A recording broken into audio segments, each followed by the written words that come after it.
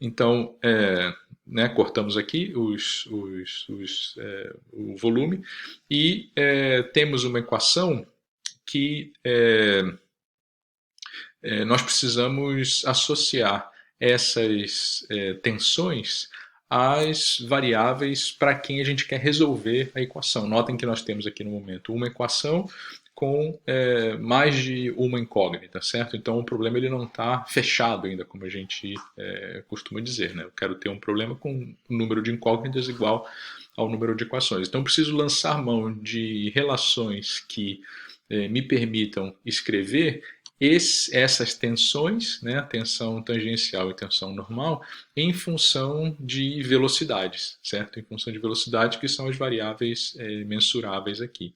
Então, para isso, eu uso relações ditas constitutivas, né, que são expressões que fazem exatamente esse papel. Então, nós temos lá da mecânica dos fluidos, né, relações constitutivas para diversos tipos de fluidos. Né?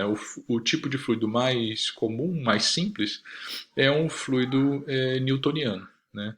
Então, no fluido newtoniano, a relação entre a tensão e a taxa de deformação ela é simplesmente uma relação de proporcionalidade comum, ou seja, existe um coeficiente ali, que é a viscosidade, né, que faz essa relação entre a tensão e a taxa de deformação. Então, para um fluido newtoniano de viscosidade constante e incompressível, a relação constitutiva, né, entre as tensões e as taxas de deformação são essas que estão aqui. Tá? Não importa muito nesse momento aqui, né, para a nossa disciplina, de onde vêm essas relações. Tá? O que importa é que são relações empíricas, elas não são relações deduzidas a partir de leis físicas, elas são basicamente observações da natureza, observações experimentais que relacionam, né, grandezas. Então, uma outra relação constitutiva mais simples do que essas que aparecem aqui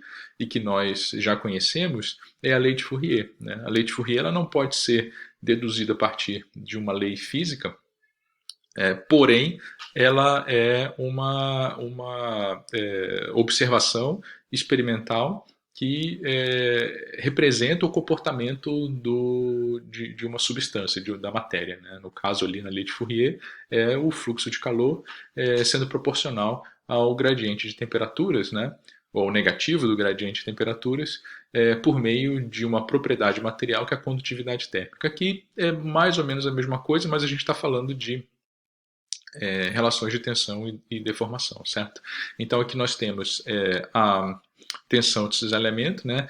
O tensor de tensões ele é dito simétrico, ou seja, o tal yx é igual ao tal xy, e ele se relaciona com gradientes de velocidade dessa forma aqui. Tá? E da mesma maneira ali o sigma xx ele é menos P, onde P é a pressão hidrostática, né? Mais esse termo aqui que é 2μ du dx, certo? Então, só para tentar puxar um pouco para coisas que a gente já se lembra, né, de observações corriqueiras da realidade, né, nós temos que o sigma xx é igual a menos P, e basicamente isso aqui o que está dizendo, né, no caso de um fluido de repouso, onde du dx é igual a zero, é que a tensão normal, né, por exemplo, na face do volume de controle ou na face de um corpo submerso, é simplesmente a pressão atuando no sentido de comprimir aquela face, certo? Então, se a gente tem um cubo, né, imerso numa piscina, por exemplo, num reservatório com um determinado fluido, a pressão hidrostática ela atua perpendicularmente à face daquele corpo, né? Seja o corpo um cubo, uma esfera ou qualquer outro formato, certo? É sempre normal a superfície do corpo. Bom, então se a gente substitui agora, né, do lado esquerdo daquela equação que foi apresentada anteriormente, do somatório de forças igual a variação da quantidade de movimento. Essas relações constitutivas, o que a gente vai ter é uma expressão desse tipo aqui, certo? Tá? Então, substituindo, a gente vai ter, eu inverti aqui, né? Coloquei a variação da quantidade de movimento, os termos ali, né? O sinal de igual, e aqui as forças, digamos assim, né, os termos de forças, substituindo ou tensões, substituindo as relações constitutivas. Tá? Então, a gente pode simplificar, né, porque aqui aparece uma derivada cruzada, aqui, né, então isso aqui é fácil de simplificar, se nós chamarmos a equação da continuidade, certo? A gente pega ali a equação da continuidade, né, identifica ali, né, que du dx é igual a menos dv dy, e substitui isso nesse último termo aqui de derivada cruzada, a gente vai ver que ele, na verdade, ele é igual a menos d2u dx2, certo? Porque a gente tem aqui, ó, d2v dx dy, né, substituindo a equação da continuidade.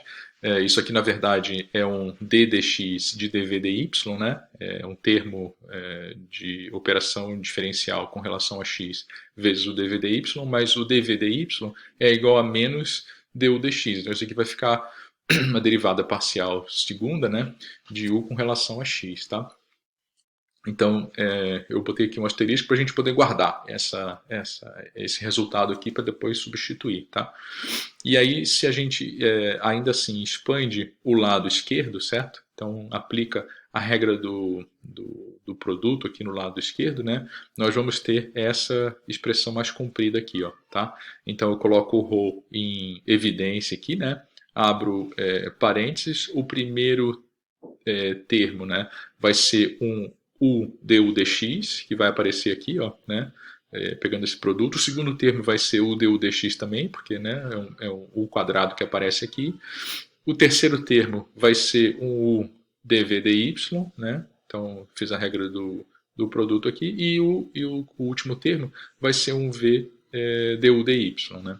Só que lá pela continuidade de novo, né, olhando para esses dois termos aqui, segundo e terceiro, se eu coloco u em evidência, eu vou ter u multiplicando du dx mais dv dy, sendo que du dx mais dv dy, pela continuidade, é igual a zero, certo?